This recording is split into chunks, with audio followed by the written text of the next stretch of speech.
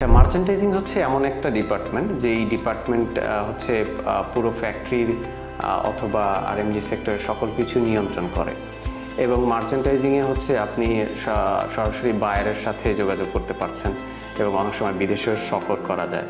তো সেই জন্যই আসলে মার্চেন্টাইজিংটা আমি সিলেক্ট করেছি। আমি খুঁজতেছিলাম যেহেতু আমি মার্চেন্টাইজিং আসতে চাই, তো হঠাৎ করে একদিন আমি ফেসবুকে দেখলাম যে পিএমআই নামক একটা প্রতিষ্ঠান যেখানে শুধু মার্চেন্টাইজিংই প্রপারলি শেখাচ্ছে। পিএমআই থেকে আসলে আমি অনেক কিছু পেয়েছি। এখানে কর্পোরেট কালচার, আপনার মার্চেন্টাইজিং করতে যে বিষয়গুলো জানা লাগে একেবারে ল্যাব ডিপ থেকে শুরু করে বুকিং, কনজামশন, কস্টিং, তারপর হচ্ছে একেবারে প্যাকিং লিস্ট, মানে শিপমেন্ট পর্যন্ত যা যা প্রয়োজন সব বিষয়গুলি আমি এইখান থেকে শিখেছি।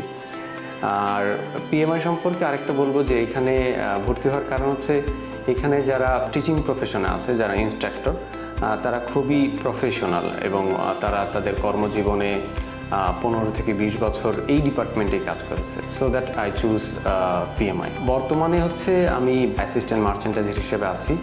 আমি দীপু ভাইয়ের সহযোগিতায় এই পিএমআই সহযোগিতায় জবটি পেয়েছি এবং শুধুমাত্র জবের ক্ষেত্রে না, অন্যান্য ক্ষেত্রে দীপু ভাই যথেষ্ট সহযোগিতা করে থাকে।